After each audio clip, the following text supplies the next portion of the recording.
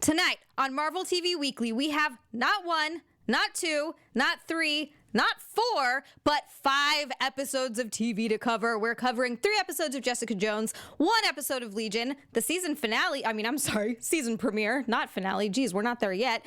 And Agents of S.H.I.E.L.D., plus the end credit scene for Avengers Endgame. What did you guys think? All of that coming up. Marvel TV Weekly starts now. You're tuned in to AfterBuzz TV, the ESPN of TV talk. Now, let the buzz begin. Hey guys, welcome to Marvel TV Weekly. Christian could not be with us today. However, we do have our good friend. I know, forget him. We don't need him. It's cool. We got this. We do have our friend, I was going to say Christian Bladt. You messed me up. Zach Wilson here with me, joining us today. Hey guys, thank you so much for having me back again. Thank you for coming back again. I will keep coming back until we finish Jessica Jones. We have so much TV to talk about today. We have literally 3 episodes of Jessica Jones up to the finale. And then we also have Agents of S.H.I.E.L.D. I know that's one of your favorites, Zach. Oh, yeah. Yes. And we have the, not finale, the premiere of Legion, which I thought it was a really great episode. We're going to dive into that. But I think we should start off with some Jessica Jones, just to kind of end it, because this is it. Yeah. This is the last of the Marvel Netflix shows. Guys. And it was a fitting end. It was. To that point. It was. I thought it was really good. Before we dive into like specifics on the episode, just what did you think overall of the last 3? That's 11, 12, 3? And 13. Well, they all blend together because I watched these in a big chunk. I did too. But I liked them. I liked the way that this season wrapped up. I think that the way that they ended Trish's arc. Trish has probably the best arc from start to finish of any character on this show. Mm-hmm. Just her, it's so easy to track when you go from where she started in season 1, what she dealt with in season 2, and then came to a finish with in season 3. It all tracks. It all has the proper build. You don't always get that, especially with side characters. Yeah, I agree. I like the way that they were kind of building to Hellcat since, I think, season 1. Well, you don't introduce Patsy Walker and not be building to Hellcat. And thank God they did it, and I really liked the way that they did that also. I loved the Trish that we got in season 3. She was such a tortured soul, and honestly, I didn't see her going off the rails quite that much. Just for going from what she was trying to do to, spoilers, guys, but we're talking about all of it, killing Salinger. She stomped his head. Spoiler alert. She stomped his head in. You're a little late with that alert there, Ryan. Sorry, guys. No, but if you're not here to watch about spoilers, I don't know why you're here. Oh, yeah, it's spoilers for anything we're talking about. Yes, today. Everything is spoilers. But yeah, she stomped his head in. And I was kind of surprised, but not really. Like, that's kind of where she has been going, and I think losing her mom was sort of the last straw. And that actually, season 11, episode 11, we jump into a lot of their relationship between Trish and Dorothy. Yeah. Whew, that was rough to watch, especially because, look, and I get it, just because your parents are not necessarily the greatest parents doesn't mean you don't love them, and doesn't mean it isn't easy to lose them, or that it's easy to lose them, rather. It's just, she put so much unfair pressure on Trish growing up. Oh, yeah. It was awful to see. To tell your child that our livelihood depends on you. Like, no. You're the parent. That's your job. Yeah. Oh, and all the stuff with, like, you have to do this for the director. You have to, like, worm your way. You have to be a Hollywood schmuck. Yeah. Basically. Like, undermining people, undermining other actors. And she didn't want to do it at first. Yeah. Like, you really feel bad for her. And you get... Haywood Wong, sorry. Wait, Zia, where's the Hellcat cosplay? I had a really hard time finding one. What? I sent you... I know. So easy to find. I know. Well, they don't look the best. I could have gotten like a really cheap, crappy version of it. Anyway, it's really sad sort of to see. And it was kind of sad to see how messed up she was over losing her mom, because they didn't have the best relationship. But I don't know, whatever. I liked Eric a lot in this episode, how he kept saying how everything was so dicked up. I don't know why, but that was like one of my favorite things was Eric being like, "Oh, this is just so dicked up." I mean, I guess he's like, maybe when you have censors towards like everybody who feels guilty about things, maybe swearing is somehow not okay. Maybe, but it's like, doesn't Jessica say the shit word? Isn't she just like, I don't like I give it what anyone says about me? Like, isn't that in there?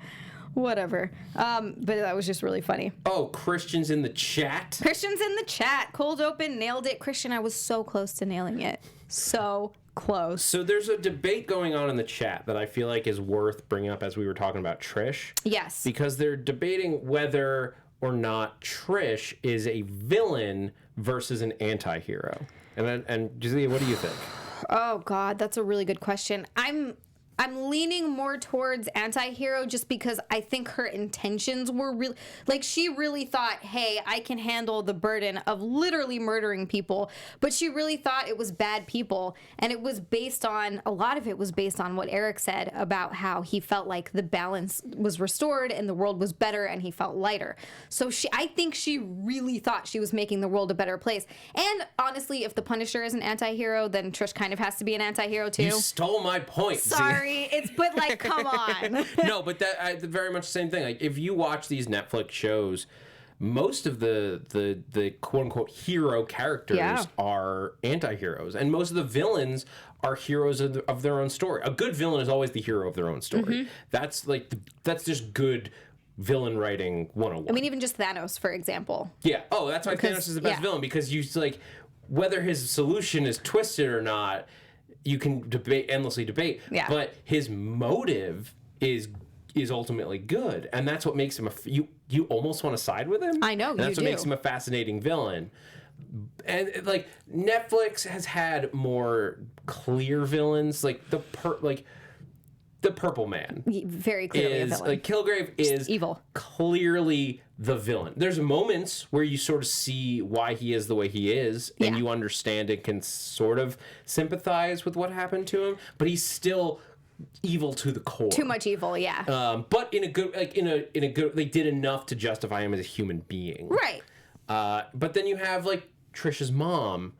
You see how she became the way she was. She's still a bad guy, but she was always just trying to protect herself and what was hers. She maybe went a little too far, which is the thing with Trish. Right. Like, that's why Trish never pushed that line into villain. Maybe you could argue she's the antagonist. You could say that. Towards the end of the season. I can see that. Because she is going up against our like quote unquote hero, Jessica. I like that fight, by the way.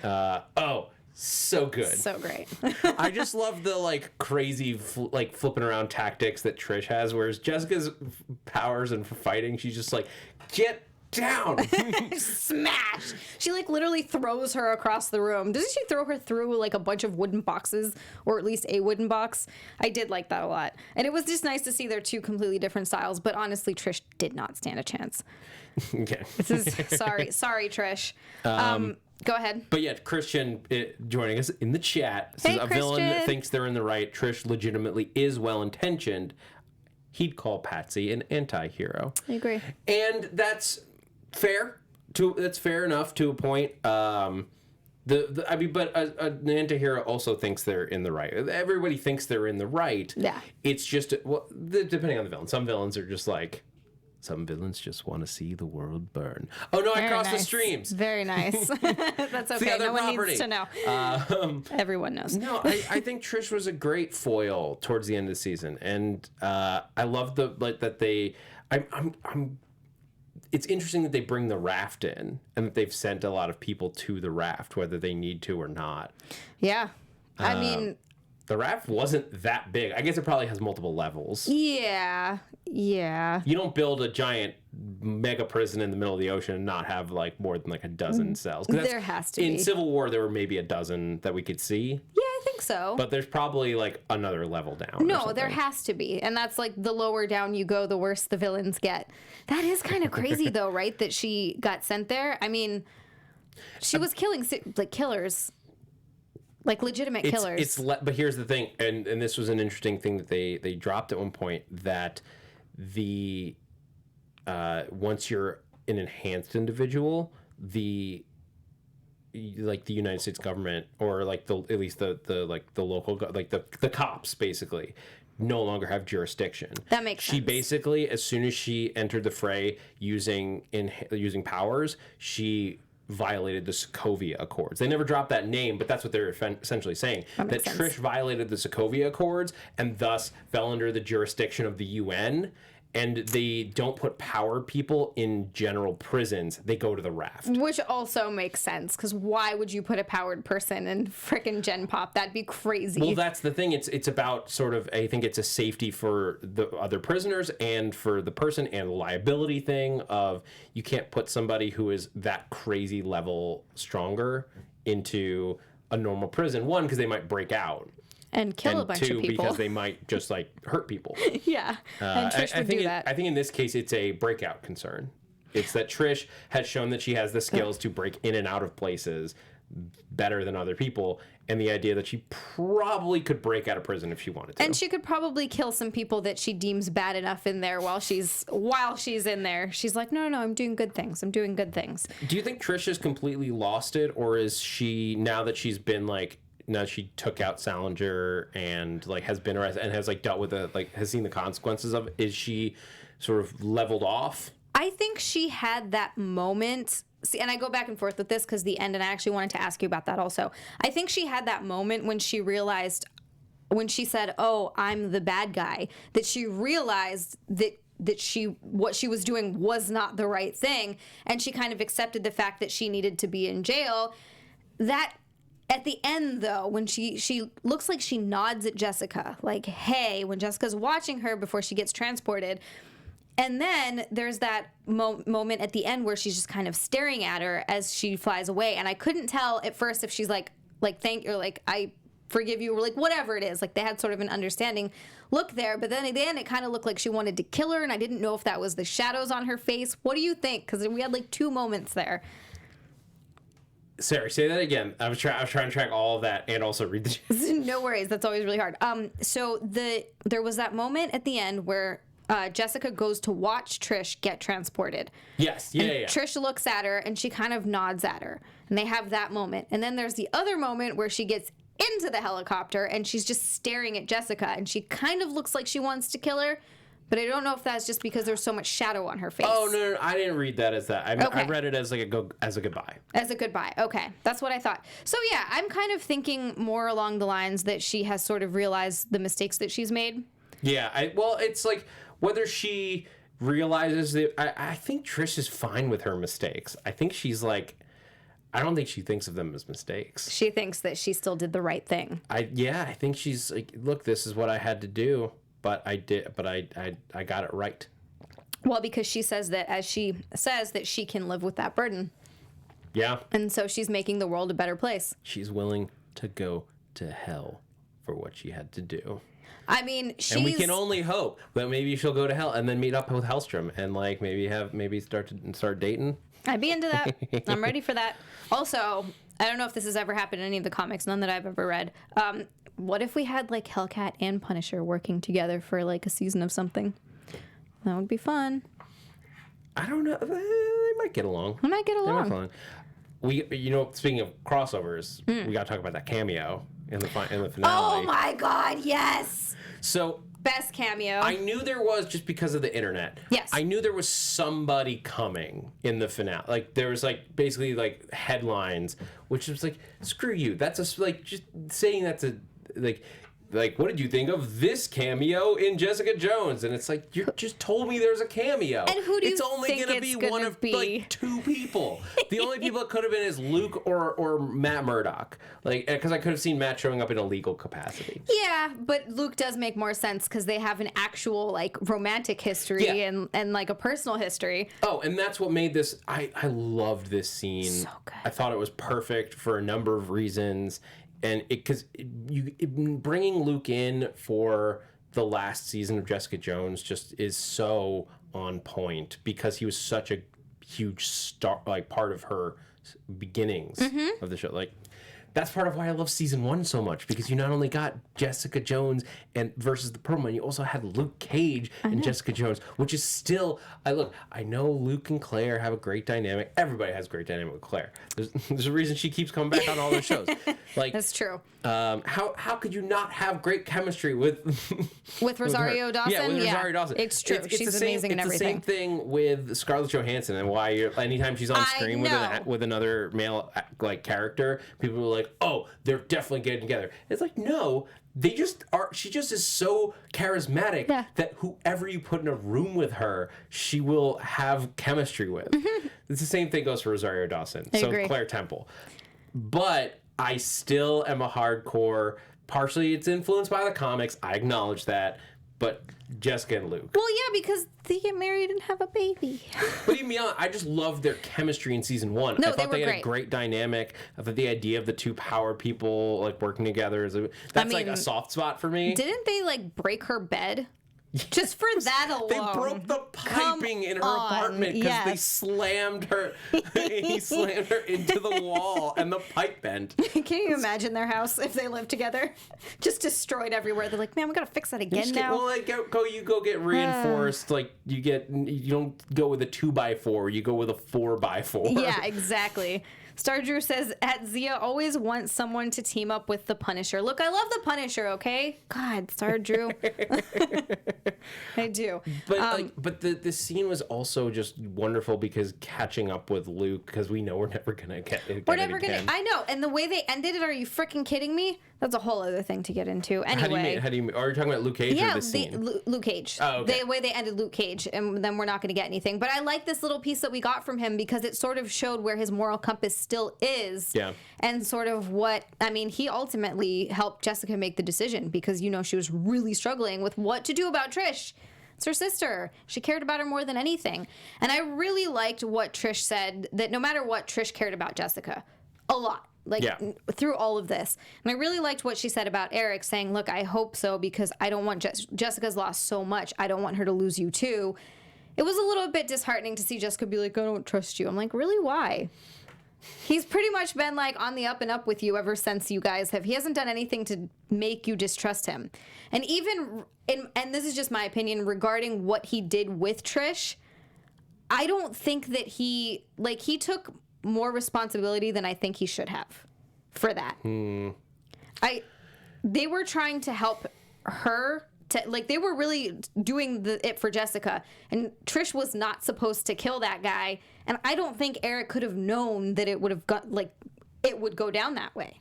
Yeah, but it's still not, even if he didn't intend for them to die, he's still enabling somebody to get seriously assaulted. Yeah. And very much hurt. And maybe he didn't have as much knowledge as he could have to make the decision, but you have to see that Trish's kind of unstable. You have to see that she's kind of unstable, but if you think about it, somebody getting seriously injured, but literally every hero that they go up against someone gets seriously injured. But these all those butt whoopings. But these aren't powered people, and these aren't people that are actively trying to hurt you. True. Yes, they are bad people, and they do hurt others. No, there's no question about that. They proved that. You burned some kids alive.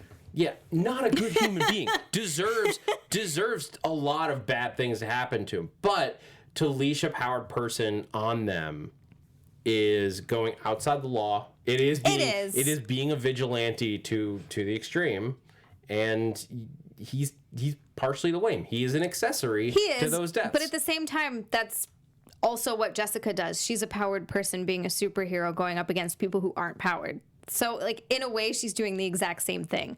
I don't know. I feel like she was unnecessarily harsh on him for someone, especially from where he came to where he ended up. He was actively working very hard to become a better person. I don't know. I think she could have given him more of a chance. I like Burger Boy.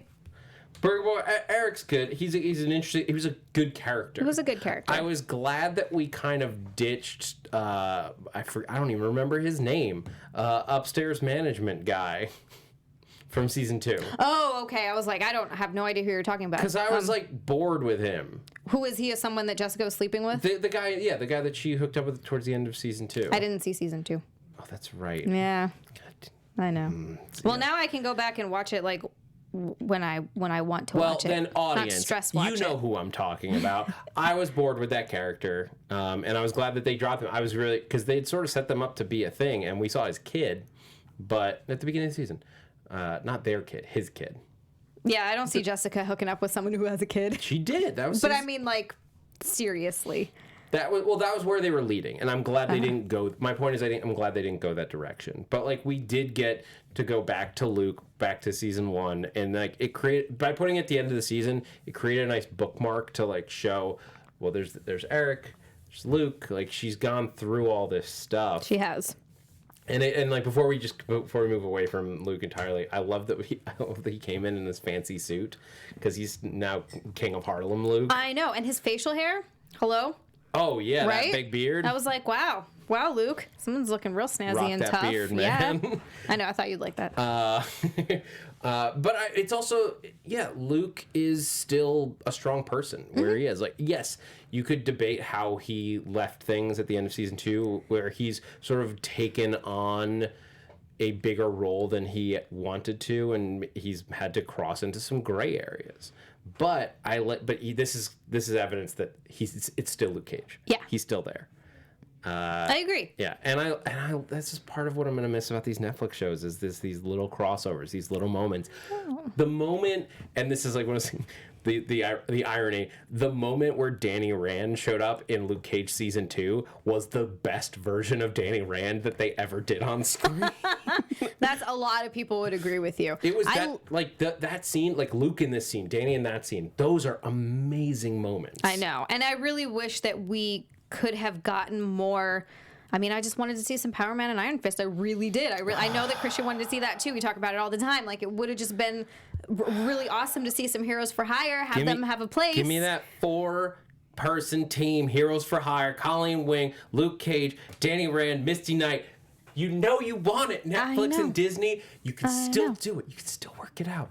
Do what you're doing with Ghost Rider on Hulu, and like it's still in canon, but you just sort of forget what happened. I don't know how you do it with Luke Cage and Iron Fist. They are in weird spots in their storylines. There's a lot going on there. But you just explain it in like 20 minutes, just erase it or something. Or just like, hey, a bunch of stuff's happened since then. Now we're here.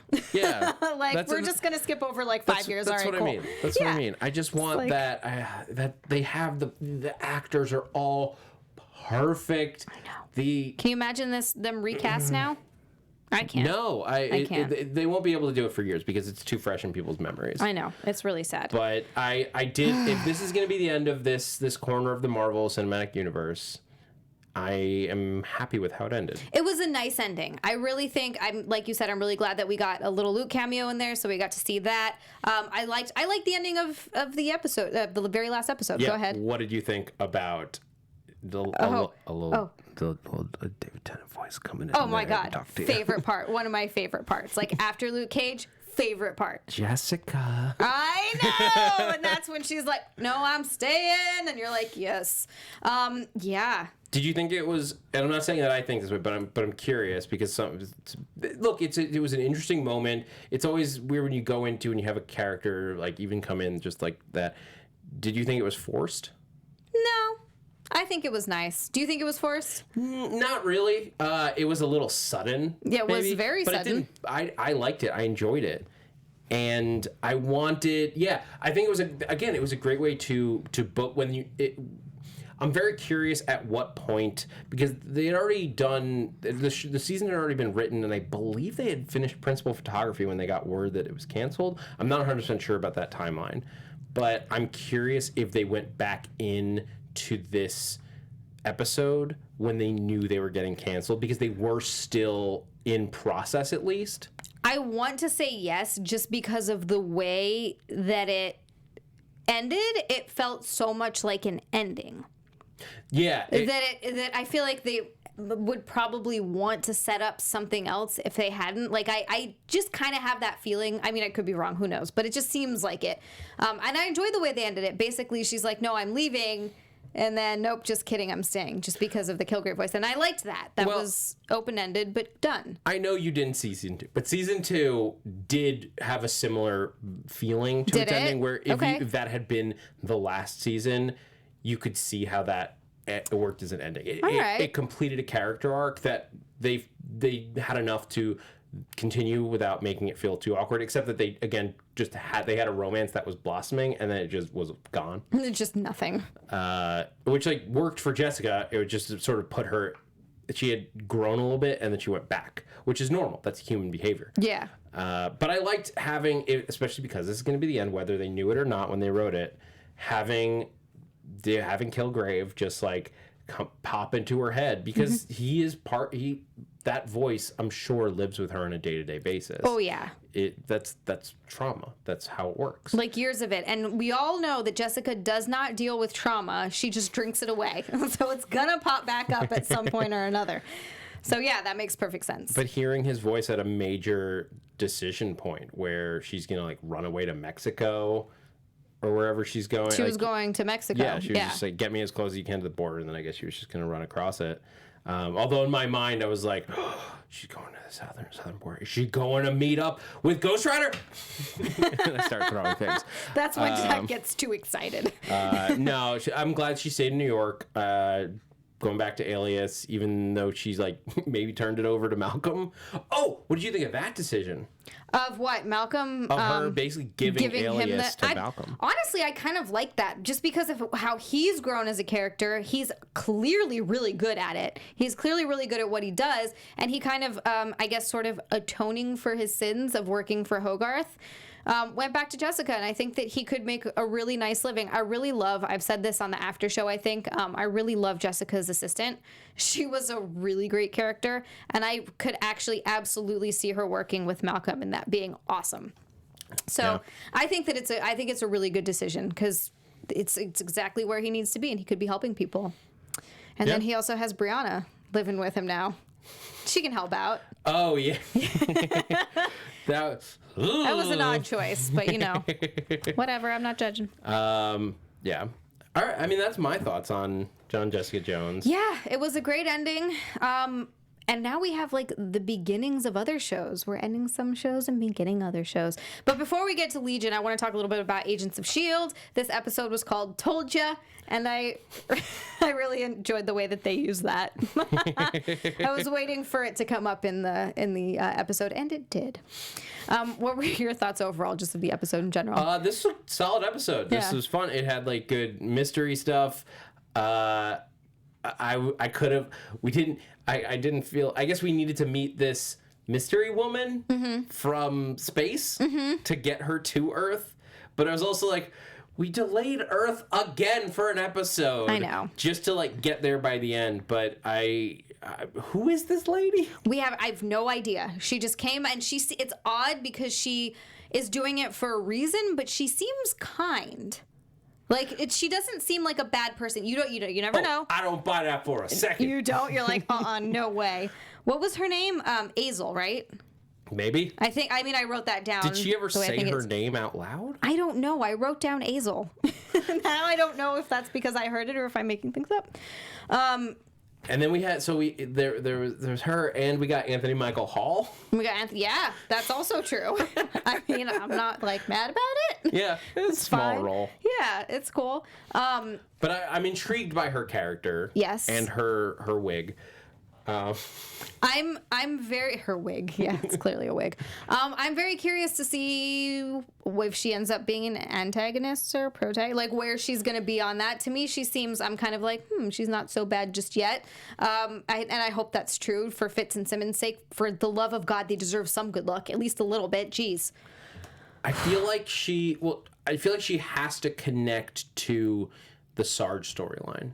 That has to be where we're going, right? Yeah, I mean, I would imagine she maybe she's actually the bad to his good. Are we saying that Sarge is good? Because it seems like he's somewhat well-intentioned. Maybe his methods aren't the best. I can't decide. He's like a grizzled old war veteran. It sounds like he's like dealt with fighting for so long that he has the mission, and the mission is the only thing to him. Yeah. And I think that it's more just like people dying, and his methods are just kind of, this is the casualties of war. This is what we have to do to save a planet. Like, hello, I'm trying to save you all. Whereas S.H.I.E.L.D. is more, why are we killing anyone? Let's try to save everyone. I still love Butterfly Girl. She's an odd one. She's an odd duck. It's interesting. And like, also they can, whoever these people are, they can breathe fire. Yeah. Or they can eat something that makes you breathe fire. Is that just him or is that all of them, I wonder? So she said that there was something, she was like, I know it burns, Jocko, but you're going to be okay. Right. Like, so I think she must have given him something that made him breathe fire. And Sarge was really counting on that. I'm a tiny bit frustrated that they're not working together more. I understand why S.H.I.E.L.D. is doing what they're doing. But I feel like it's going to get catastrophic at one point where Sarge says Sarge is the anti-hero. You could say that. It's.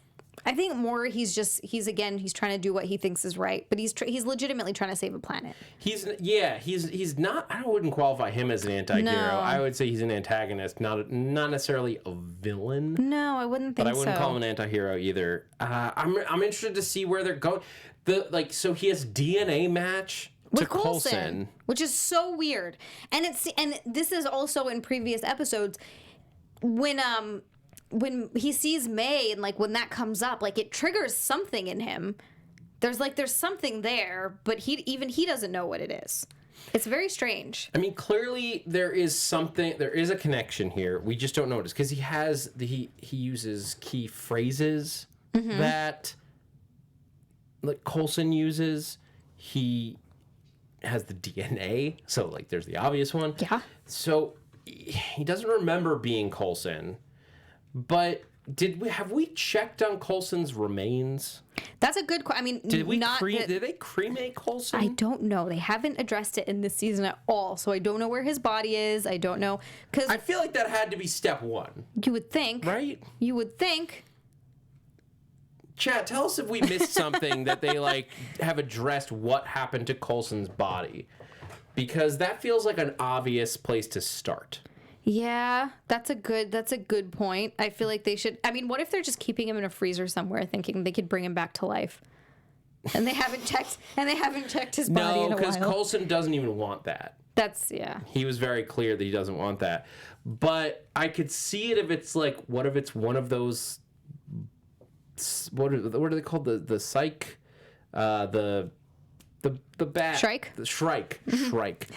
If it's like something like a Shrike that's like, but it's the anti-Shrike, because the Shrike goes into beings and takes them over. So that seems like a logical place to start. That's definitely not a bad theory. There's something living in Coulson that's sort of like Jaegering him. Or like Jaegering the body of Coulson. Yeah. So, and like, look, the brain is an organ and memories are just pieces of tissue and neurons firing. So if a being could Jaeger the body, theoretically it would have access, whether on purpose or not, to his memories, and that could explain why certain phrases come through or just like leak through by accident. And maybe this thing doesn't know what it's doing. Maybe it just took over a dead body that it found. That's true. And he did say he was 100 years old, but he didn't say he was 100 years in that body.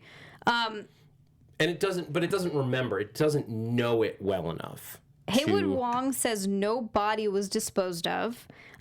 Jenna James has a very interesting theory here, and I kind of like this one also. I still think the Sarge is an alternate Coulson who may share certain behavioral traits, but he's still not a hero. It's one thing to destroy a planet, to stop a contagion, but Sarge seems to operate with indifference and without compassion toward the innocent people he may have to eliminate. Problem is the 100-year statement. I mean, he could be an alternate Coulson.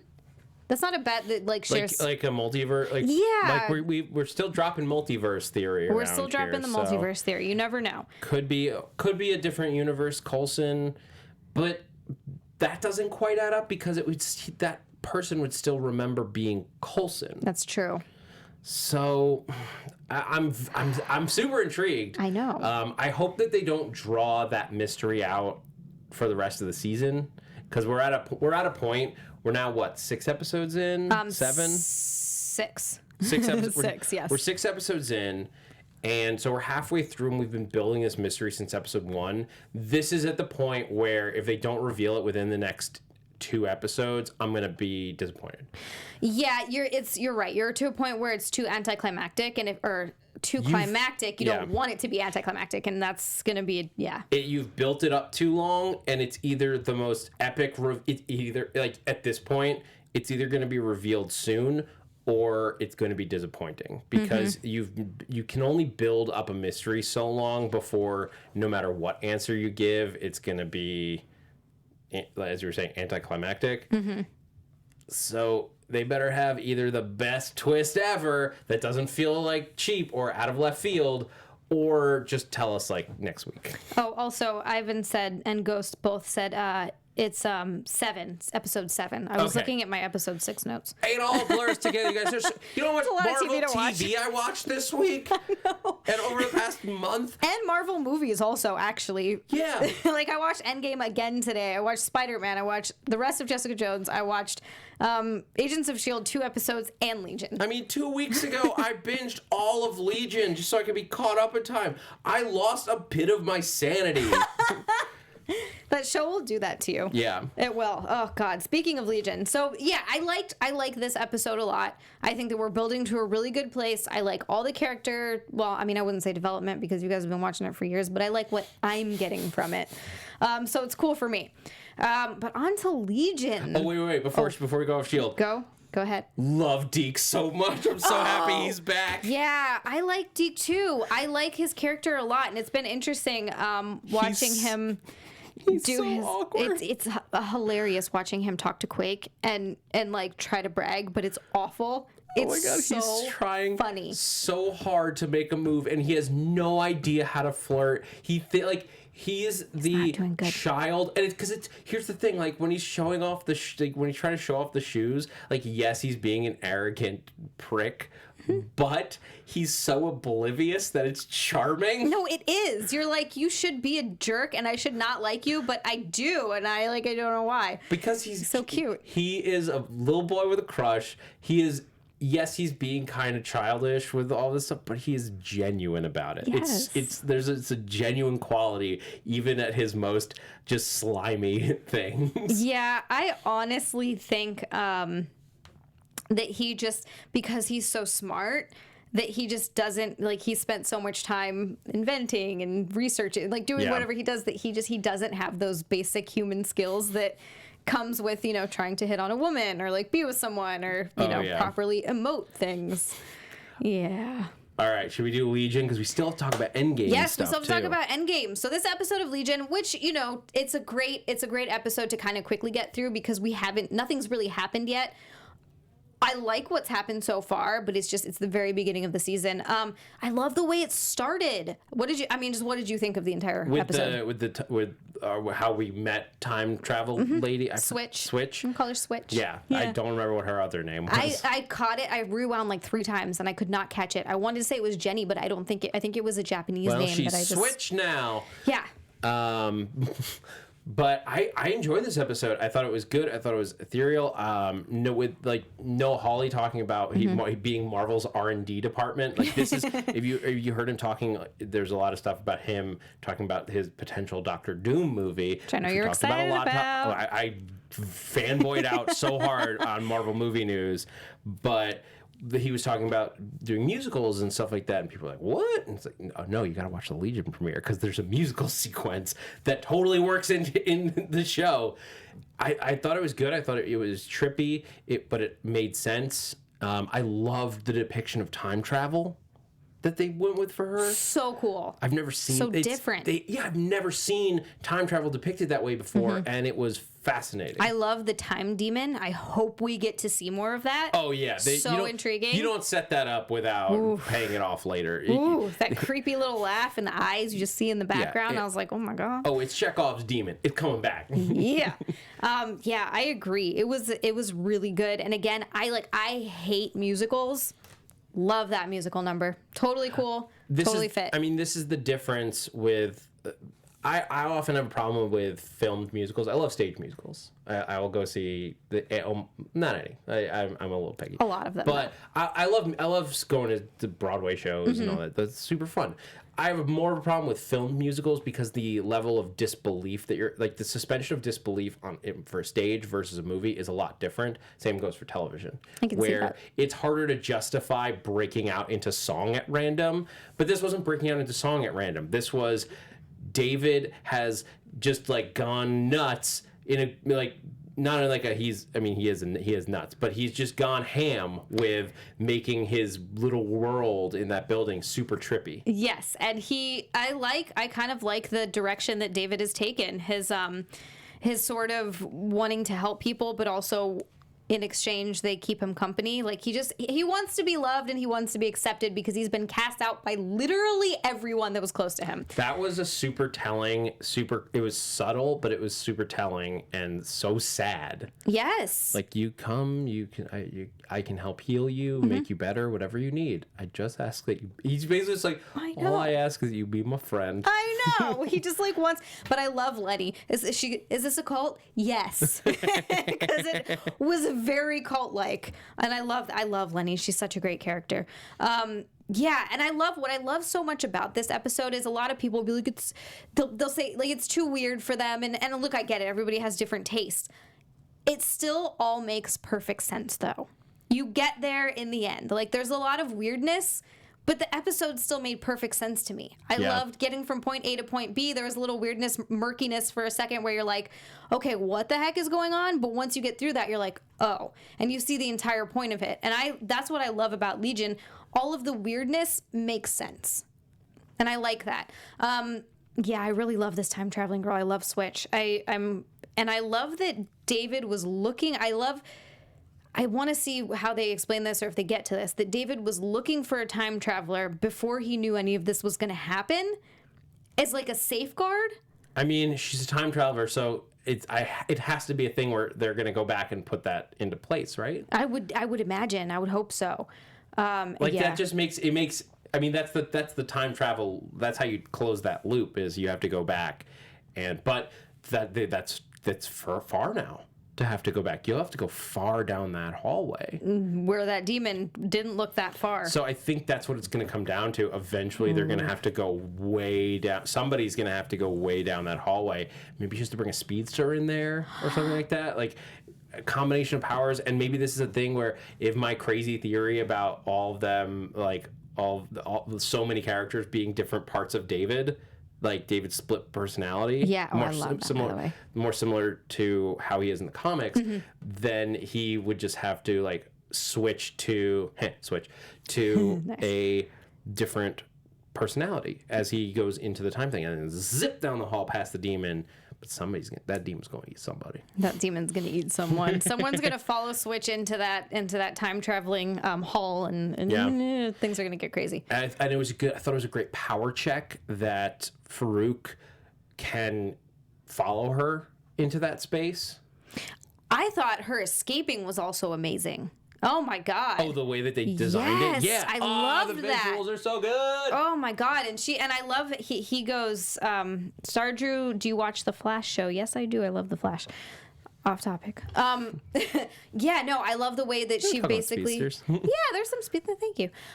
How she just takes the tray and puts it over herself. She was so quick and just so resourceful.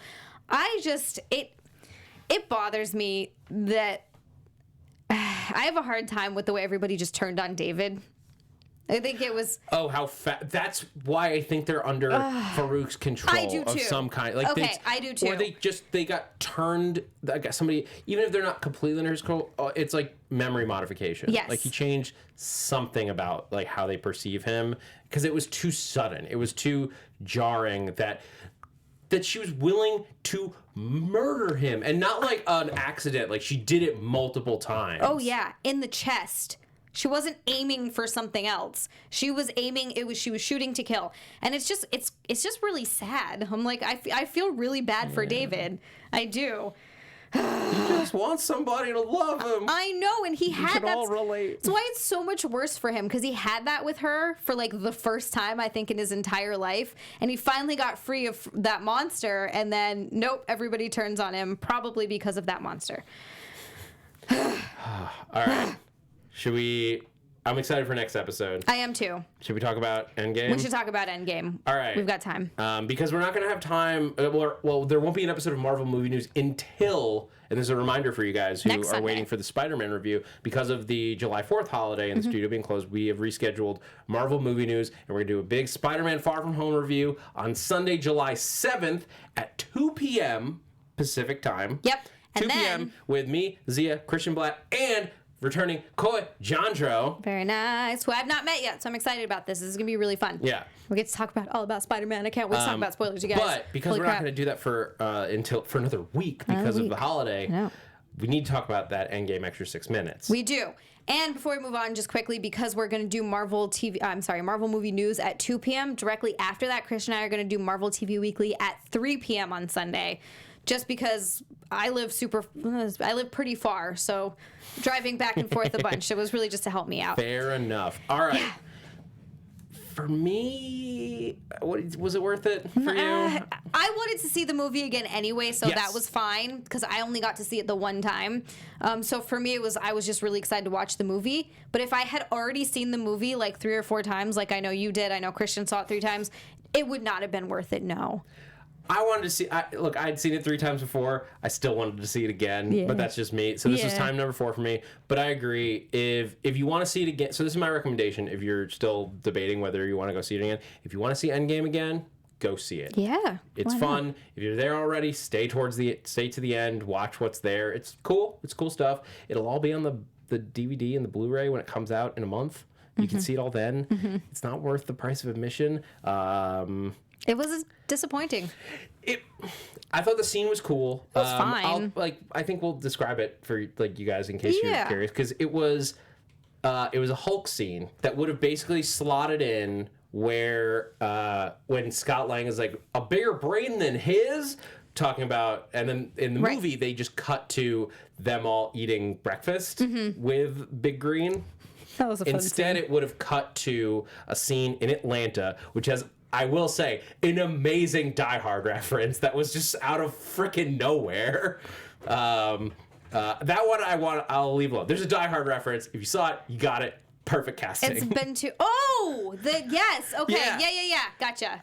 We can just say it. Yeah. It's I forget the actor's name, but the guy on the ground. Christian's gonna be yelling at us in the Yeah, chat. Christian, yell at us in the chat. Carl Winslow. Carl Winslow. Thank you, Jenna Were James. they that fast? Jenna on James. us? Jenna James Carl killed it. Winslow as the guy, was he a cop or firefighter He in was, this? I think, a cop. He was like the police chief, I think. It might have been a firefighter. Either was a way, firefighter as chief? a Anyway. municipal civil servant who was like calling up for help, and then like basically there's a fire and Hulk brings a satellite full of kids down and drops them off. But it's Intelligent Hulk, which Yes. would have been the first reveal Yes. of Intelligent Hulk, of Professor Hulk, whatever you want to call him. I do prefer what we got instead. I do. That would have been cool, and I would have liked it. It was also, just to say, just to throw that out there, it's really interesting to see before they finished the scenes. Yeah. That was interesting, because it was before they finished Hulk. Yeah, Obviously it's all finished CGI. product. It so is like early CGI. Like they cut this scene early on. Right. And so obviously why would they finish it before if they're going to cut it. But it was just, that was also just interesting just to see. Yeah. That was cool. It's a cool scene. Yeah, it wasn't necessary. If you're looking for things to remove, this one makes sense to cut. It still would have fit. It fit in that place because you cut to, you're like, a bigger brain, and then you hear the Hulk like yelling and stuff, because you just hear the Hulk's noises. And then you see him say, and then he picks up his phone, which that's a fun reveal too. But the way they did it was perfect. In the actual movie was also perfect. Well, cut to him eating breakfast, and then the kids, obviously it shows that he is a well-known hero. So they establish the same thing, and in my opinion, in a funnier way. Yeah. I like the moment between Scott and the little girl, or the three kids. The three kids. So it was really funny. He's saying no. Yeah. So the Stanley tribute was really nice. It was really nice. well edited. It was fun. It was interesting. It was fine. You'll see it on the DVD when You'll see it when on you the buy DVD, it at the end of exactly. July, or middle of August. I think is when the hard copy, and I think it's the end of July for the digital, which is a huge conundrum for me because you're saying physical copy man has to wait 2 more weeks. You're a monster. Are you gonna do it? Monster. you gonna do I it? don't know what I'm gonna do yet. I genuinely don't know what I'm I gonna have do. a feeling you're going to end up with 2 because you're going to buy the digital one because you can't wait, and then the hard copy is going to come out and you're going to be like, now I need it. You might not be wrong. Yeah. And the other thing you got in there was Spider-Man. Spider-Man! A scene from Spider-Man Far From Home. Spider-Man! I felt really cool because I was like, I saw this. And I was really excited for a moment because I didn't know what it was. And then it was just an early scene from Far From Home. And it's like, Yeah. I'm going to see that in like 4 days. Yeah. And like, if you went now, it's out on Tuesday. So it's not. I was hoping that they were going to give us like a tease of Black Widow or something, even a mystery of just like red hair and a motorcycle or something like that. I know, anything. It's funny because they show you Spider-Man like literally right before it comes out, like it's this big treat, and you're like, That was the thing. It was ultimately overblown. Yeah. As far as their like big re-release, and like the intro with Joe Russo. Joe Russo, I believe. Was like, here's the movie. Stick around after the credits. Enjoy. That was it. It wasn't like there was no reflecting on what he had done or how much like about the success. It was just like, we enjoyed making this. Thank you for watching it. Stick around. I would have liked him to talk about the movie for even like a minute Yeah. to make it. It just, I wanted more for the cost of admission. But so bottom line, go see it if you want to see it. The movie again, don't feel the need to if you're just waiting to see the stuff at the after the credits. If it's just for the extra credits, you can skip it and just buy the DVD. Since we do have a couple of minutes, did you get a chance to think of your top 3 Netflix seasons? Oh yeah, I didn't even think about it. I just had that. I got that locked Same. and loaded. Okay, you just go first. Like, spit out your 3. Ours might be the same. I don't know. All Let's right, see. so I would. Oh, I like that. Did we win something? I don't know, but I feel like I won a prize. Okay. So should we start at 3 or start at 1? Start at 3. Okay, so for me, number 3 would be Daredevil season 1. Okay. Yeah. Okay, and then you can just go down to 2. and 1. Okay. So You just it go all would the be way. Daredevil season 1. Is great. It's what started all of this up. Number 2 would be Daredevil season 3, We have 2 of the same. which is also it's great. It does so many amazing things with that character. I will say, I kind of wanted to slide Defenders in there somewhere, but I couldn't fit it between those 2. It was like edging out, but it was like, no, it's 4. But I want to mention Defenders. Number 1 Honorable mention. is Jessica Jones season 1. Okay, very nice. So we do have 2 of the same ones and one Okay. different one, but my order is different. Number 3 is Daredevil season 3. Number 2 is Punisher season 1. And number 1 is Daredevil season 1. Okay. That is my favorite still of all of them. Daredevil season 1 is amazing. So good. For me, Jessica Jones season 1 is just fantastic storytelling, and it's what I love about Marvel everything, like packed into one season, because it does have superpowers. It has interesting takes on society and how superpowers might impact society, and it's not quite a superhero thing. And that's the thing. As much as we love Marvel and we love the superhero aspect, for me, it's the stuff that goes beyond being a superhero, beyond that stuff. That's why I like. Yeah, the superheroes bring you in, but the regular people who have powers and do other stuff with them is what keeps me there. That's keeps me actually- reading Marvel constantly. That's awesome. And that's what Jessica Jones season 1 is to me. It is both sides of that spectrum. People got powers, and what do they do with them? Some people did good things, maybe not the super heroic things, because normal people don't do that. Right. Normal people aren't all Captain America, and there's people who would use them for extreme evil, and it's really fascinating to see that dynamic. I like that. That's What a was good it point. about Daredevil season 1 that stood out to you? To me, it was just the first thing that we ever got that was like that. And I loved basically it was everything that I wanted in a Marvel. It erased all of that awful movie that we got with Ben Affleck. Good God. They just fixed it all. I love the choreography was huge for me. That dark, gritty feel. There was so much character development. I mean, you really, really, really got to know who Matt Murdock was. Yeah. And you got Foggy. I love Foggy. Oh, they're all great, and that's why it had to be on this. Christian also sent his list in the chat, which his is the exact same list as mine. He just swapped 1 and 2. So for him, it was number 3, Daredevil season 1, number 2, Jessica Jones season 1, number 3, number 1. Daredevil season 3. It's really confusing because there's a lot of numbers being thrown around. There's a lot of numbers. There's all kinds of episodes and all kinds of seasons. Yeah. And then we also have in the booth, let's go ahead and give Ryan's Daredevil season 3, Jessica Jones season 1, first 8 episodes of Luke Cage. Oh, that's cheating there. First 8 episodes. But I understand what your point is. I do too. Basically, Luke Cage season 1 is amazing, except for Diamondback. Except, yeah, I'm kind of with you on that. Anyway, I loved Luke Cage a lot. I felt it was a little bit long. The stuff with Luke is great. It's just the stuff with Diamondback is shoehorned in. Yeah. That is all the time we have today. Sorry we didn't get too much time to get to the chat. We had so much TV to talk about this week, so much. But leave your comments in the archive version below. Let us know what seasons you liked of pretty much all of Marvel Netflix seasons, and hopefully we get something like that, something just as good on Hulu, maybe, possibly, hopefully. Anyway, thank you all so much for joining us. Until, I guess, next Sunday, where can people keep up with you, Zach?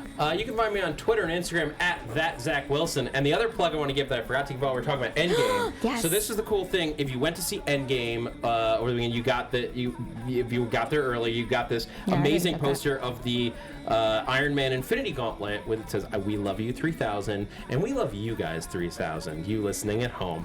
And part of that, if you tune in to Marvel Movie News next Sunday at 2 p.m. for our Spider-Man review, we'll tell you how you can win this poster in my hand. I'm going to be giving it away. We'll give all the details that we still have to work out on next Sunday, 2 p.m. Pacific time, as we review Spider-Man on Marvel Movie News over on Popcorn Talk. Thank you. And that's exciting. That's a really cool poster. And I am Xia Anderson. You can find me on Twitter and Instagram at Xia_Land. That's XIA_Land. And next Sunday at actually 3 p.m. instead of 9 p.m. So at 6 p.m. What is that? Not Pacific time. What's the other one? Eastern time? What? Yeah. Eastern? Wait. Well, that's the other coast. There's a lot of time zones. I don't know, you guys. I'm from Hawaii. We got one there. I don't know how to count. Anyway, so we're going to be doing it at 3 p.m. Pacific Standard Time. Is that what it is? I don't know if it's Pacific Standard or Pacific Daylight, but it's Pacific time. Whatever. Anyway, we're going to be doing it at 3 next Sunday instead of 9. Thank you guys so much for joining us. Have a great 4th Our of founder, July. Kevin Undergaro, and me, Maria Menounos, would like to thank Bye, you for guys. tuning in Have to a great AfterBuzz week. TV. Bye. Remember, we're not just the first, we're the biggest in the world, and we're the only destination for all your favorite TV shows. Whatever you crave, we've got it. So go to AfterBuzzTV.com and check out our lineup. Buzz you later. The views expressed herein are those of the hosts only and do not necessarily reflect the views of AfterBuzz TV or its owners or principals.